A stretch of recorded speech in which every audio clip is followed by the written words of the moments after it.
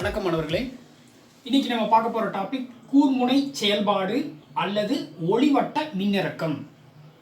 இதோட தொடர்ச்சியா பாத்தீங்கன்னா இந்த ஒரு பிரின்சிபிள் இல்லையா அப்ளை ஆகக்கூடிய இன்னொரு கான்செப்ட் பாத்தீங்கன்னா மின்னல் தாங்கி. ஸோ இந்த தத்துவத்தை தான் மின்னல் தாங்கி பயன்படுத்துது. மின்னல் தாங்கி எப்படி வேலை செய்யுது அப்படிங்கிறதையும் நம்ம பார்க்க போறோம். ஃபர்ஸ்ட் நம்ம கூர்முனை செயல்பாடு அப்படின்னா என்னன்னு பார்த்துடலாம்.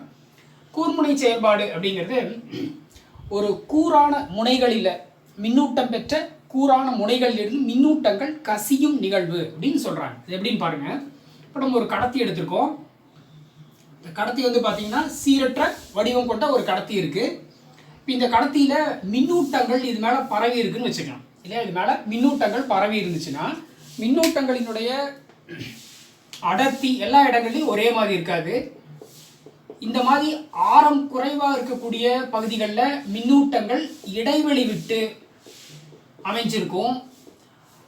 அப்படி இல்லாமல் கூரான பகுதிகளில் பார்த்தீங்கன்னா அதிகமான அளவு மின்னூட்டங்கள் செறிவாக இடம்பெற்றிருக்கும் இல்லையா. அப்போ கூரான முனைகளில் அதிக மின்னூட்டங்கள் இருக்கிறனால மின்புலம் இங்கே அதிகமாக இருக்கும். இப்போ மின்விசை கோடுகள் எண்ணிக்கை பார்த்தீங்கன்னா இங்கே அதிகமாக இருக்கும்.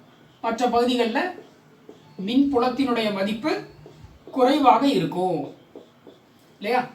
அப்போ கூரான முனைகள்ல அதிக மின்னூட்டங்கள் செறிஞ்சிருக்கும் போது அங்க ஒரு விளைவு ஏற்படுது.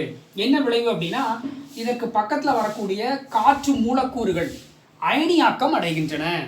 அயனியாக்கம்ங்கிறது உங்களுக்கு நல்லாவே தெரியும்.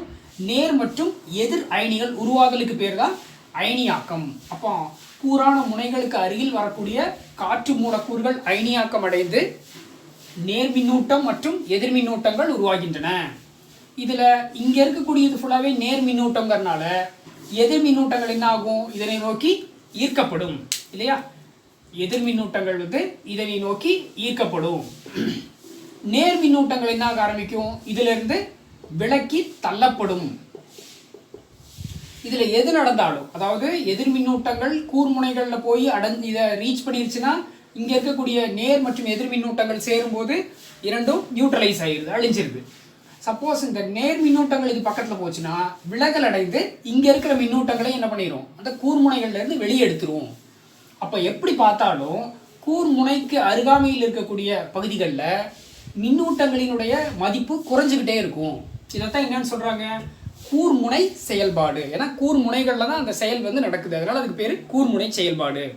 இப்போ கூர்முனை செயல்பாடுக்கு நீங்க என்ன வரையறை கொடுப்பீங்க இல்லையா. என்ன வரையறை கொடுக்கணும் இதுக்கு, அதாவது மின்னூட்டம் பெற்ற சீரற்ற வடிவம் கொண்ட கடத்தியினுடைய கூர்முனைகளிலிருந்து மின்னூட்டங்கள் கசியும் நிகழ்வு அல்லது மின்னூட்ட மதிப்பு குறையும் நிகழ்வு கூர்முனை செயல்பாடு அல்லது ஒளிவட்ட மின்னிறக்கம் அப்படின்னு சொல்றோம். மின்னிறக்கம் அப்படின்னாவே என்ன, மின்னூட்ட மதிப்பு குறைதல் அப்படின்னு நம்ம இந்த இடத்துல எடுத்துக்கலாம்.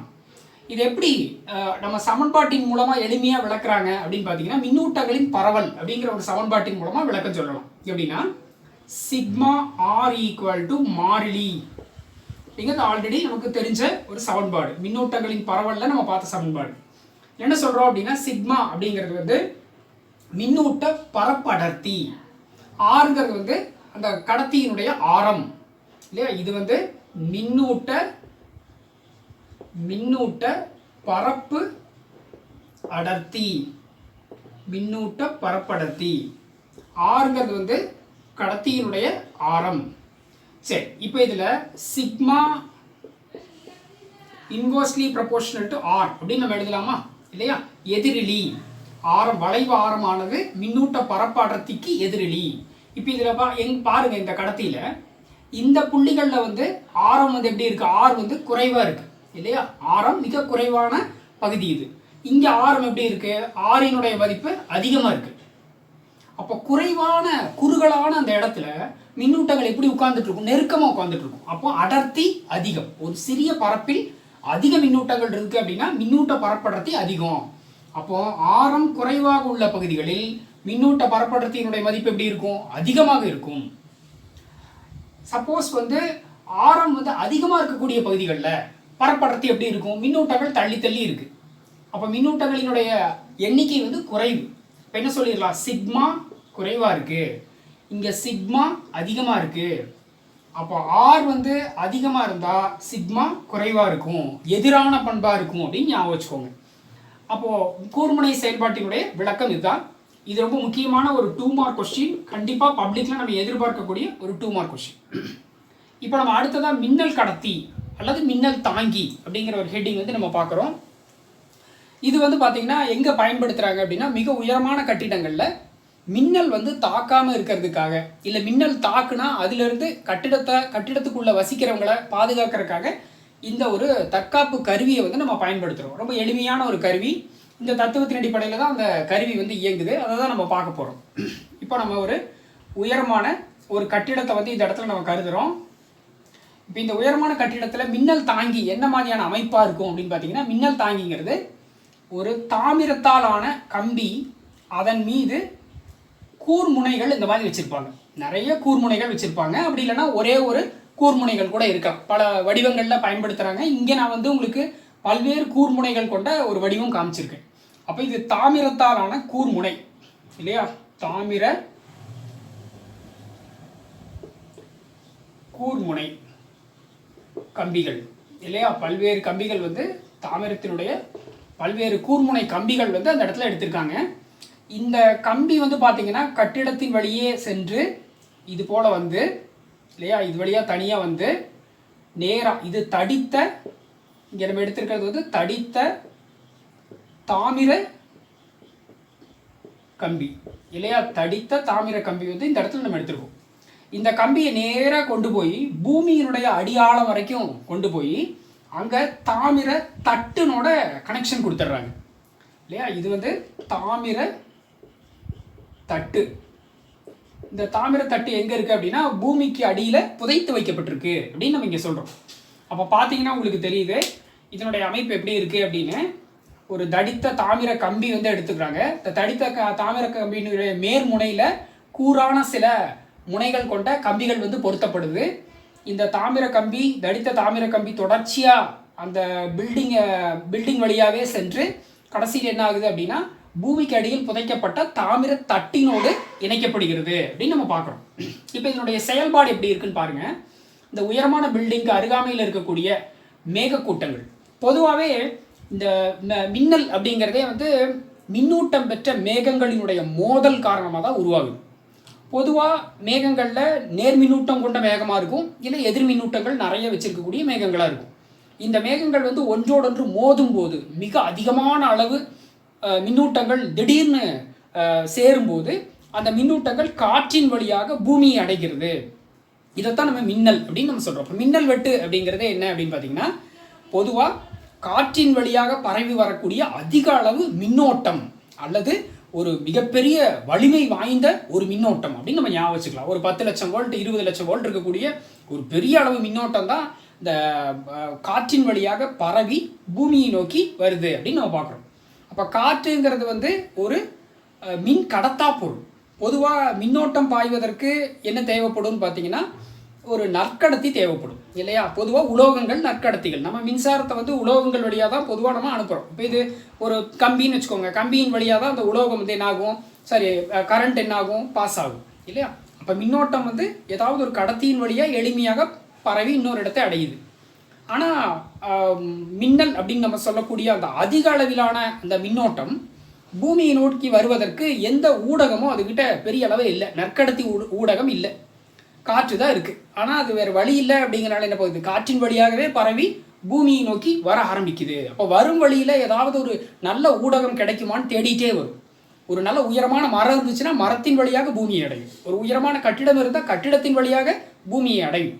இப்போ இந்த கட்டிடத்தின் வழியாக அது பூமியை அடைய ட்ரை பண்ணுச்சுன்னா மிக உச்ச மின்னோட்டம் கட்டிடத்தின் மேலே பாயறதுனால கட்டிடம் உடனடியாக இடிந்து விழக்கூடிய அல்லது தீப்பிடிக்கக்கூடிய வாய்ப்பு இருக்குது. இப்போ நம்ம சப்போஸ் இந்த மாதிரியான அமைப்பை வச்சுருந்தோன்னா அது எப்படி தடுக்குது இல்லையா, மின்னல் கடத்தி எப்படி தடுக்கும். இது பாருங்கள், இப்போ இது ஒரு எதிர் மின்னூட்டம் பெற்ற ஒரு மேகமாக நான் கருதுனேன். இந்த மேகம் இதற்கு அருகாமையில் வரும்போது இங்கே ஒரு நிகழ்வு நடக்கும். என்ன அப்படின்னு பார்த்தீங்கன்னா, இதற்கு எதிரான மின்னூட்டங்கள், இந்த நேர் மின்னூட்டத்துக்கு எதிரான மின்னூட்டங்கள் இந்த கூர் முனைகளில் தூண்டப்படும். இந்த தத்துவத்துக்கு பேர் நிலை மின் தூண்டல் அப்படின்னு பேர். இப்போ நிலை மின் தூண்டல் அப்படிங்கிறது ஒரு மின்னூட்டம் பெற்ற ஒரு பொருள் மற்றொரு பொருளுக்கு மற்றொரு கடத்திக்கு அருகாமையில் வரும்போது அந்த கடத்தியில் இந்த பொருளுக்கு எதிரான மின்னூட்டங்கள் தூண்டப்படும் நிகழ்வு. இரண்டும் ஒன்று தொடலை, ஆனால் இதில் வேற ஒரு மின்னூட்டம் தூண்டப்படுது. மேகத்துக்கிட்ட இருக்கிறது எதிர் மின்னூட்டம். இந்த மேகம் இந்த தாமிர கூர்முனை கம்பிகளுக்கு அருகாமையில் நகரும் போது அதற்கு எதிரான நேர் மின்னூட்டங்கள் இதில் தூண்டப்படுது, நிலைமின் தூண்டல்ங்கிற தத்துவத்தின் காரணமாக. சரி, அப்போ இதுகிட்ட ஃபுல்லாக நேர் மின்னூட்டங்கள் செறிஞ்சிருக்கு. இப்போ என்ன நடக்குதுன்னு பார்த்தீங்கன்னா, இந்த நேர் மின்னூட்டங்கள் அங்கே அருகாமையில் இருக்கக்கூடிய காற்று மூலக்கூறுகளை அயனியாக்கம் செய்யும். இங்கே நம்ம சொன்ன கான்செப்ட், காற்று மூலக்கூறுகளை அயனியாக்கம் செய்யும். காற்று மூலக்கூறுகளில் கண்டிப்பாக நேர் மற்றும் எதிர் இரண்டு மின்னூட்டங்களுமே உருவாகும். இதில் பார்த்தீங்கன்னா எதிர் மின்னூட்டமும் இருக்கும், நேர் மின்னூட்டங்களும் உருவாகும். இதில் எதிர் மின்னூட்டங்கள் பார்த்தீங்க அப்படின்னா இந்த நேர் மின்னூட்டங்களோட சேரும்போது இது நியூட்ரலைஸ் ஆகும். அதே போல் இந்த மேகத்துக்கு இந்த நேர் மின்னூட்டங்கள் அதுக்கு அருகாமையில் செல்லும்போது மேகம் என்ன ஆக ஆரம்பிக்கும், உங்களுக்கு அதில் இருக்கக்கூடிய நேர் மற்றும் இங்கே அயனியாக்கத்தின் காரணமாக உருவான நேர் மின்னூட்டங்கள் இதில் உள்ள எதிர் மின்னூட்டங்கள் ரெண்டும் ஒன்றோட சேர்ந்து நியூட்ரலைஸ் ஆகிரும். அப்போ மேகத்தில் மின்னூட்ட மதிப்பு குறைவதால் மின்னல் உருவாகக்கூடிய வாய்ப்பு அந்த இடத்துல ஓரளவு குறையும். அப்போது அங்கே மின்னல் உருவாகாதா அப்படின்னா உருவாகிறதுக்கான சாத்தியக்கூறு கொஞ்சம் கம்மி. சப்போஸ் மின்னல் உருவாகி அந்த இடத்துக்கு நேராக வந்துருச்சுன்னு வச்சுக்கோங்க, இந்த பில்டிங்க்கு நேராக வருது, இப்போ பில்டிங் பாதிக்கப்படுமா, அதையும் இது தடுக்கும். எப்படின்னா வெளியிலேருந்து வரக்கூடிய அந்த மின்னல் நேரடியாக இங்கே தாக்கும்போது தாமிரம் அப்படிங்கிற மிக நல்ல நற்கடத்தியால் செய்யப்பட்ட தண்டு அங்கே வைக்கப்பட்டதுனால நேராக அந்த மின்னோட்டம் இதன் வழியாக பாய்ந்து இந்த தாமிர கம்பிகளின் வழியாக சென்று தாமிர தட்டை அடைந்து பூமியில் சேர்ந்துவிடும். அப்போது பூமி ஒரு மிகச்சிறந்த மின்னோட்டத்தை எதிர்பார்த்து காத்திருக்கக்கூடிய ஒரு கேரக்டருங்கிறதுனால அது முழுமையாக அதை வாங்கிடும். இப்போ பில்டிங்க்கு இந்த பிரச்சனை இருக்காது. அப்போது மின்னல் கடத்தியல் மின்னல் தாங்கியினுடைய தத்துவம் பார்த்தீங்கன்னா ரொம்ப எளிமையாக சொல்லணும், என்னன்னு சொல்லிடலாம், ஒளிவட்ட மின்னிறக்கம் அல்லது கூர்முனை செயல்பாடு. ஒரு புத்தக பின்புற வினாவா ஒரு நெடுவினாவாக கேட்டிருக்காங்க. ஸோ கண்டிப்பாக நம்ம படிக்க வேண்டிய ஒரு கொஸ்டின். Thank you students.